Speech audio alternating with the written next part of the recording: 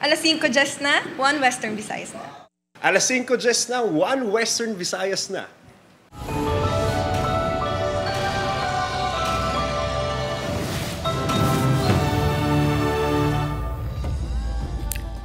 Mga balita nga aton tutukan subong nga Martes, mga mamumugon sa Western Visayas makabato na sandugang sa sweldo umpisa buwas.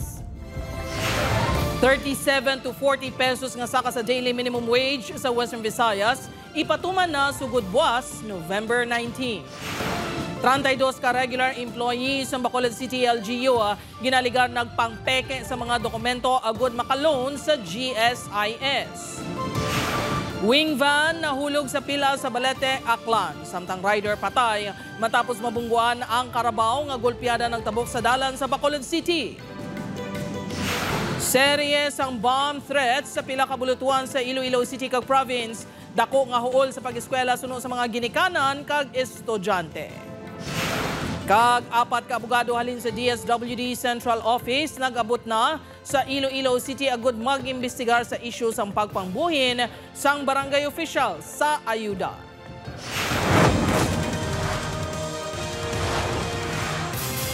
Ini ang GMA Regional TV, 1 Western Visayas.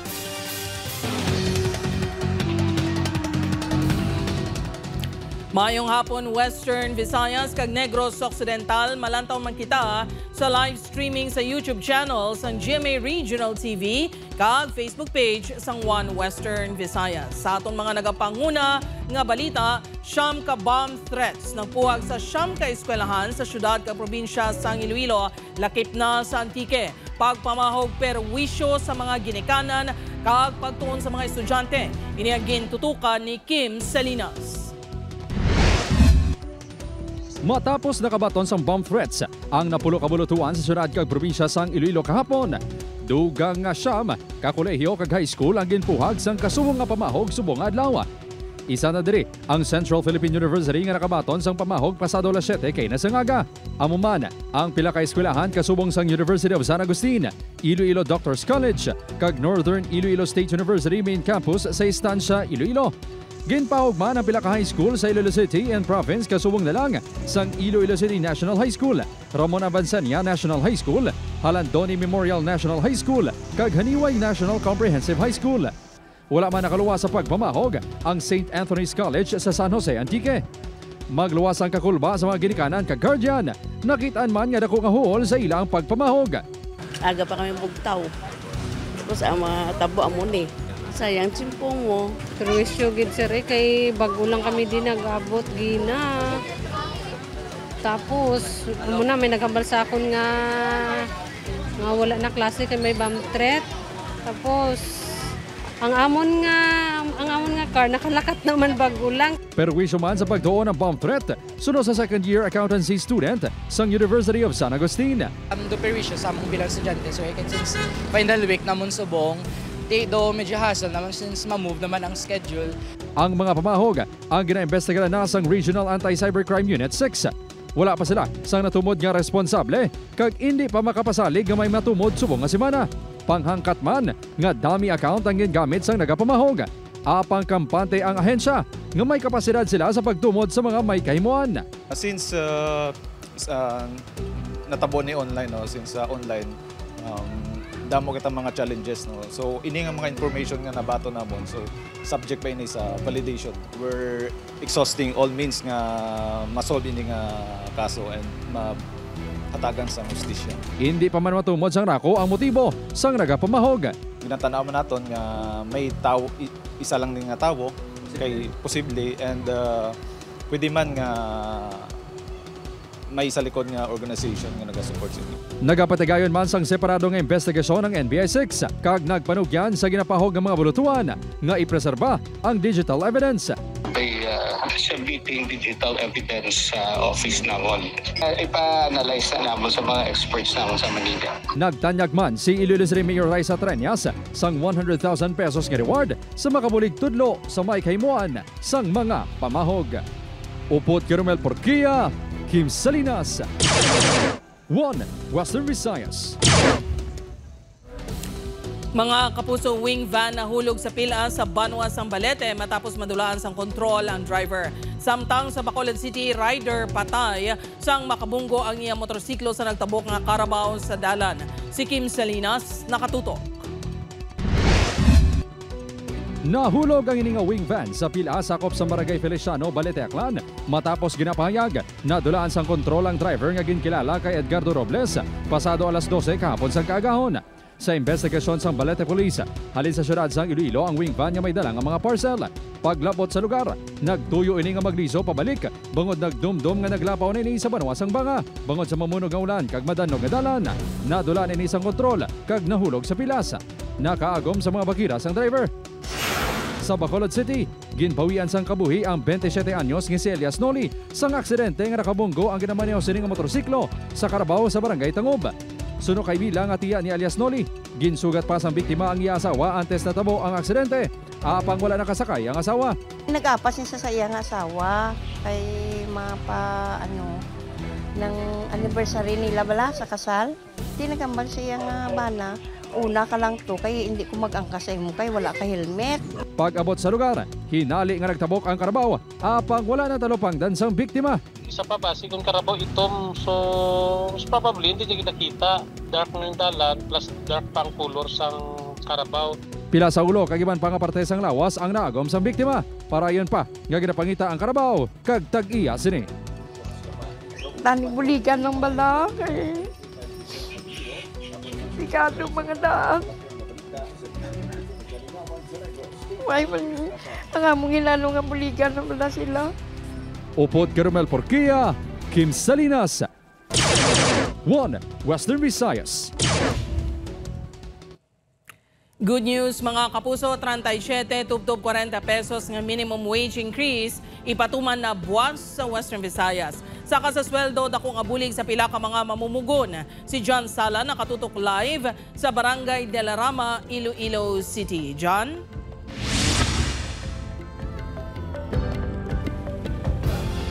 Jert, kulang kuno ang sweldo sa mga minimum wage earners para sa ilang pang adlaw-adlaw. Gani dako gid nga bulig para sa ila kuno ang dugang sa ila sweldo. Nagasalig ang pamilya ni Manong Valmar sa iya sweldo bilang cashier kag pampatendan sa isa ka gasolinahan sa Molo para sa ilang pang adlaw-adlaw. Ginakulang kon ka isang iya sweldo para sa ila galastusan, gani dako kuno nga bulig ang saka sa sweldo sa Western Visayas kay patuman na sugod buwas. Dako na kinakabulik sa amon sir mo kay sa subong nga tsimpodan tama na isang takas ng mga balaklon bala. Dako na nakabulik sa amon sir, dugang 37 pesos. Dako na gid. Santo sa mando sa Department of Labor and Employment, 37 pesos ang saka sa non-agriculture, industrial kag commercial nga mayara sang masobra pulo ka mga empleyado. 45 pesos naman sa may manubo pulo ka mga empleyado.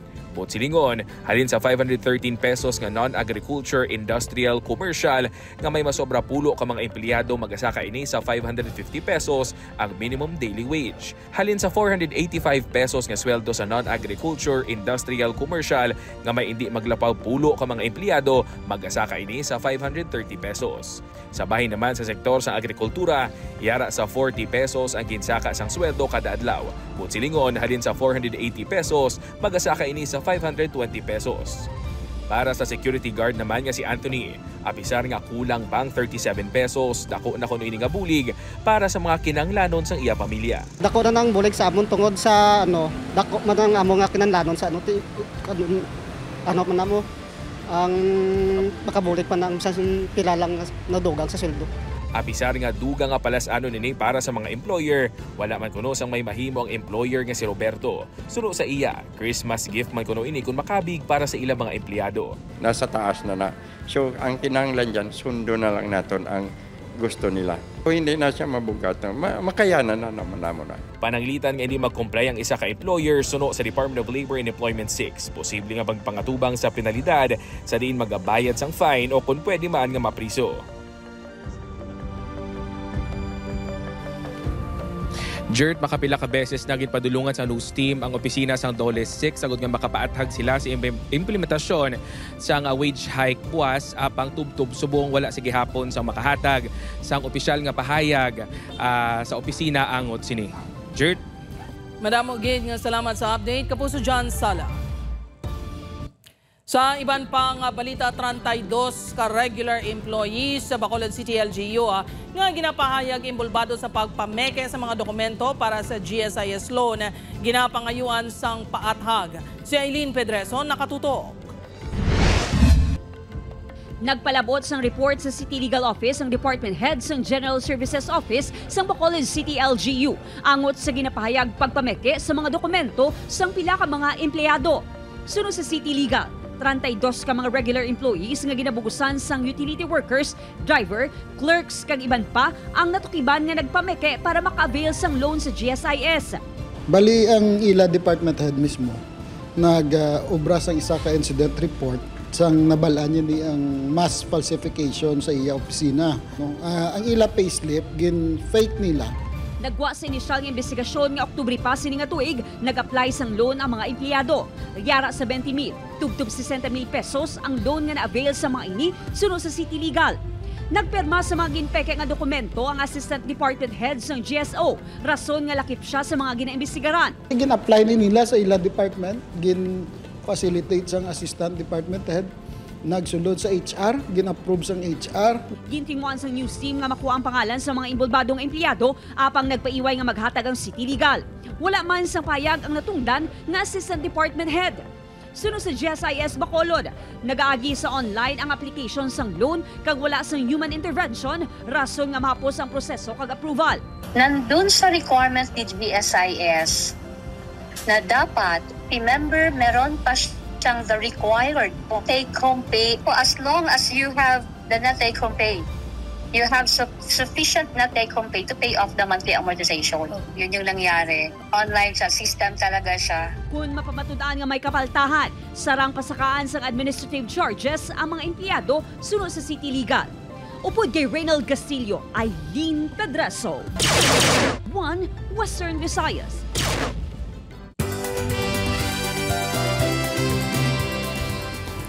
Mga kapuso, ginanunsyo sa Iloilo Festivals Foundation Incorporated ang pila ka pagbago sa dinagyang 2026. Sunod sa presidente sang IFFI, parehong nga hiwaton sa hapon ang highlights sang kahiwatan.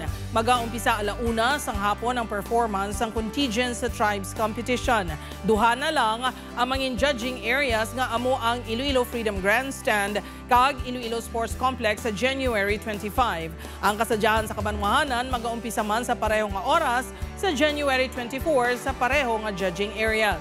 Ang mahinay nga lakat sang trapiko sa city proper kag paghatag sang mas dako nga espasyo sa mga bisita ang pila lang sa mga nangin basihan sang desisyon sang organizers.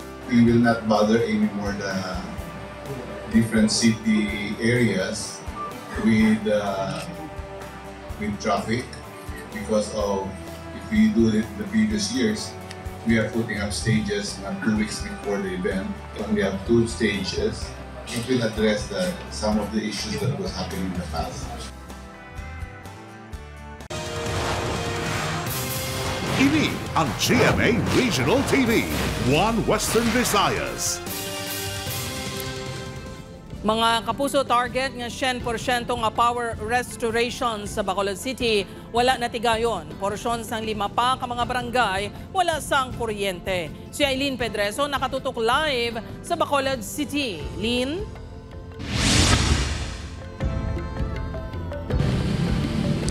Jert, mga kapuso, apisar amat-amat na nga nagabangon. Sa halit nga ginbilin sa Bagyo Tino, nagapabili naman nga problema sa gihapon sa pila ka mga residente sang Bacolod City ang supply sang kuryente. Sa kilid sang dalan na lang sa Barangay Feliz sa Bacolod City, nagtiner ang hindi nga mga senior citizens samtang nagapahangin-hangin. Bangod may mga balatian, hindi kuno sila makaagwanta sa init sa sulod sang ilabalay. 2 kasimana na sila nga wala sang kuryente, humalin sang naglaslas ang Bagyo Tino. Ginot, nagihapo pa ko akong influencer, wala pa maka andar. Kay gaulat ang pumuluyo. Tapos panyaga, gawa ko kay pati ka pinuto. Sunod sa Negros Power, may porsyon pa sang pila ka mga barangay sa syudad ang nagapabilin nga wala sang kuryente, lakip ang barangay Felisa.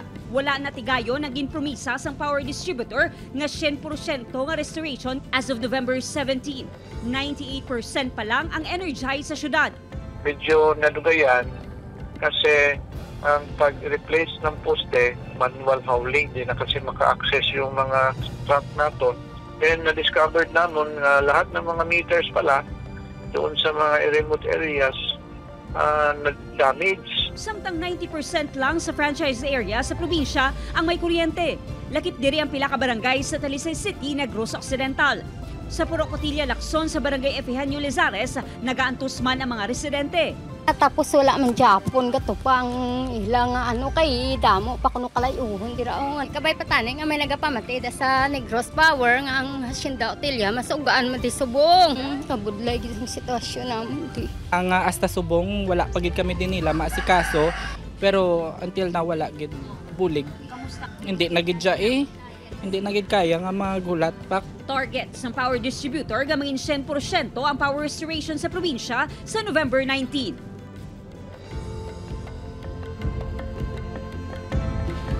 Jert, gamay na lang gid nga tulod agud malabot na ang ginahulat nga 100% nga power restoration. Padayon naman nga gina-follow up sa Bacolod City LGU ang power distributor agud mas mapatasig pa ang ilang pagkayo.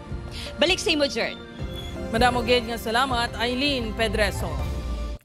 Sa iban pa nga balita, DSWD 6 nakabaton sang 8 ka formal complaints tuhoy sa ginaligar pagpangbuhin sa barangay official sa ayuda. 4 ka abogado halin sa DSWD Central Office nagabot sa Iloilo City sa pagbulig sa investigasyon. Si Kim Salinas nakatutok. Naglabot na sa 8 ka mga formal nga reklamo ang nabaton sa Department of Social Welfare and Development 6 tuhoy sa ginapahayag modus ng barangay officials nga pagbuhin sa ayuda sa idalom sang assistance to individuals in crisis situations o CONAICS. Suno kay DSWD6 Director Joselito Estember, 6 diri ang nagkato personal sa regional office. Isa ang paagi sa email, kag isa ang paagi sa presidential complaint, paagi sa hotline 888. Wala na ginbuyagyag ni Estember kundi naghalin ang mga reklamo, pero lunsay diri lang sa syudad sang Iloilo.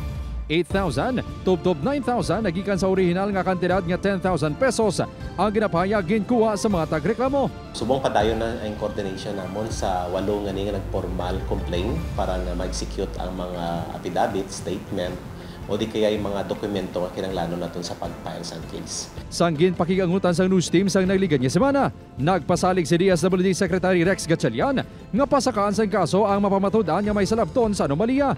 4 ka mga abogado halin sa Central Office ang nagabot diri sa syudad sang Iloilo subong adlaw sa pagbulig investigar sa isyu sang tagtaganay sa AICS. Basically, they will part of the fact-finding committee sang DSWD and they will help our internal lawyer diri sa DSWD para nga magtipon kag mag-file gid sa korte, sa proper court nito. Tinutuyo sang ahensya nga mabalik ang kwarta nga ginkuha sa mga benepisyaryo bangod nahimo na ini sa iban nga lugar sa pungsod. Depende ni sa maging results ng investigation. So again, ihatag na natin ina sa korte kung paano ang proseso. But basically, our recommendation nga dapat ibalik gid sa tao. Upod Jeromel Porquia, Kim Salinas, 1 Western Visayas.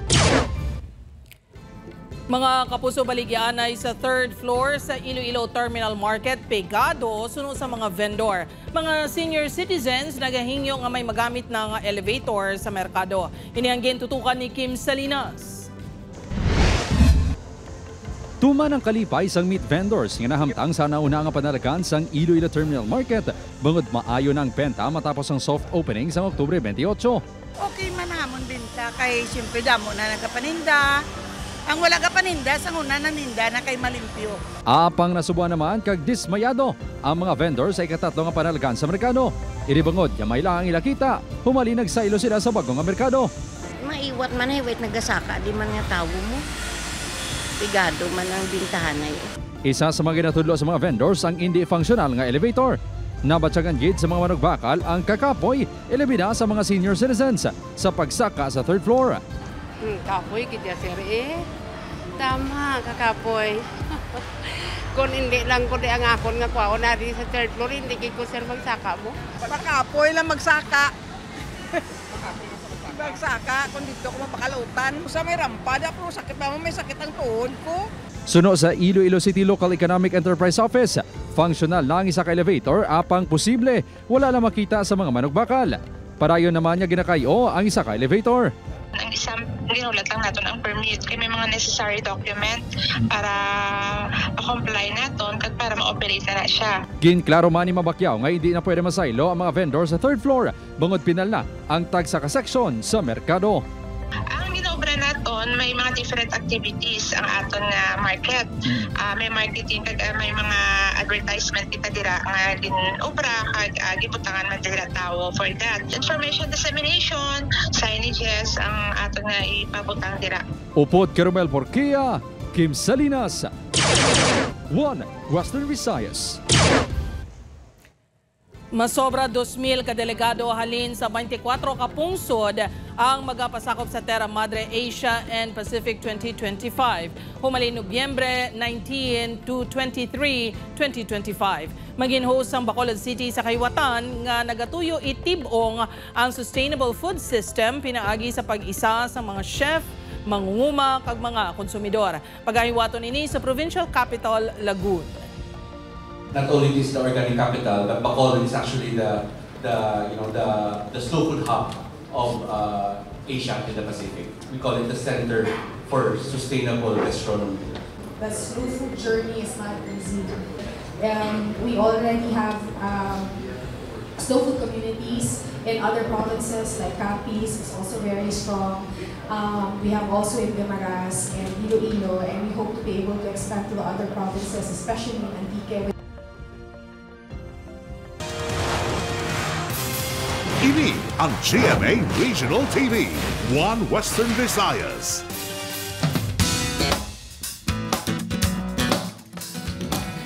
Mga kapuso, standout ang Sparkle Artists sa Sparkle 30, the 30th Anniversary Celebration Concert sa Sabado.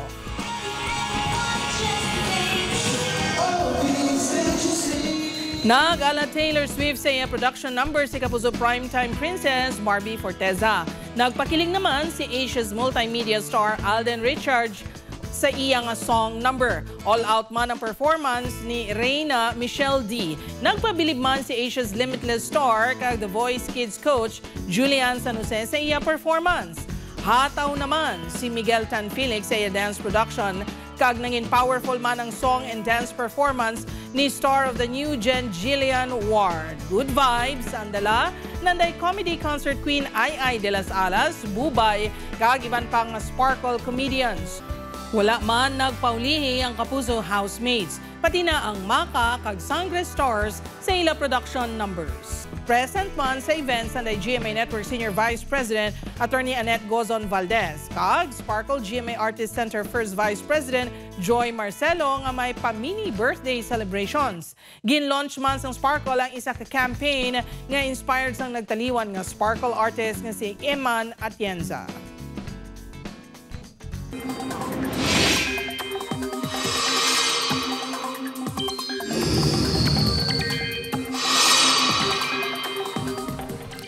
Mga kapuso, wala sang bagong nga malaing nga tiyempo nga maobserbaran sa sulod kagwa sa Philippine Area of Responsibility, pero posible sa gihapon maka-eksperyensya sang pag-ulan sa iban nga bahin sang pungsod.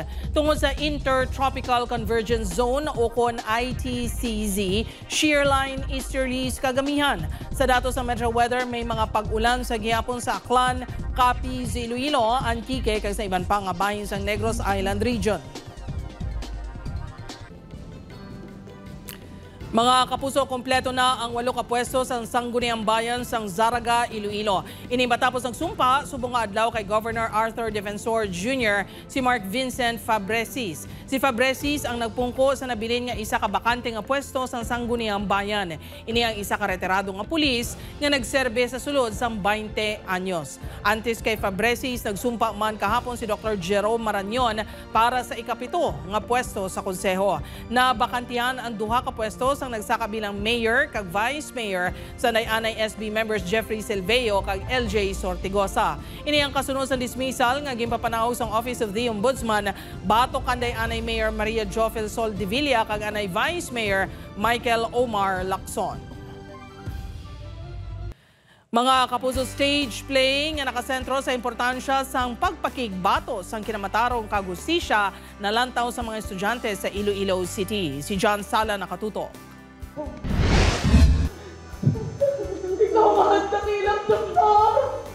Nagbilin sang pagtulunan sa Gen Z ang isa ka stage play nga may Riz pa si Rizal sa UP Visayas Iloilo City sang weekend. Ang Riz ang isa ka slang nga tinaga sa Gen Z nga kun sa yuron, karisma. Madalo man ang mga tinaga apang naintindihan kag nakarelate kuno ang mga pamatanon sa istorya.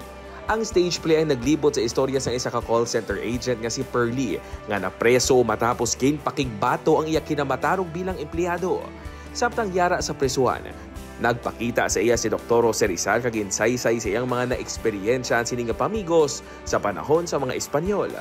Ang mismo naghatag kabuhi sa mga karakter nagpasalamat sa kagaynan nga manginbida. Magluwas sa experience, leksyon ang ila dala pagpauli.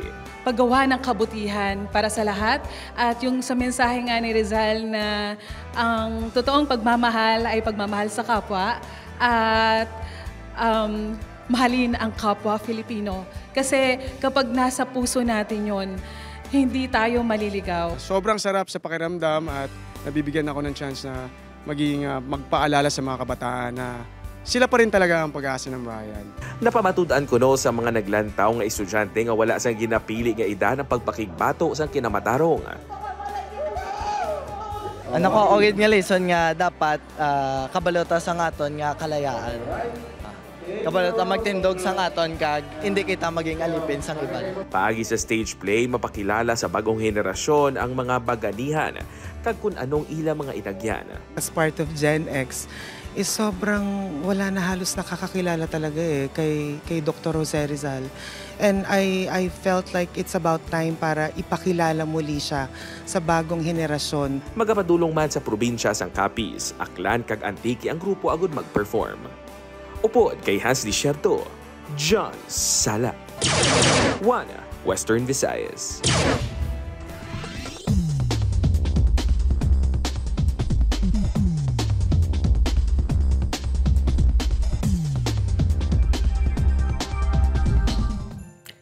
Mga kapuso, 37 days na lang, Pasko na. Sa aton mga kapuso diri sa Western Visayas, kag Negros Occidental, subong man, sa aton mga kapuso abroad, madamo gid nga salamat sa pagtutok.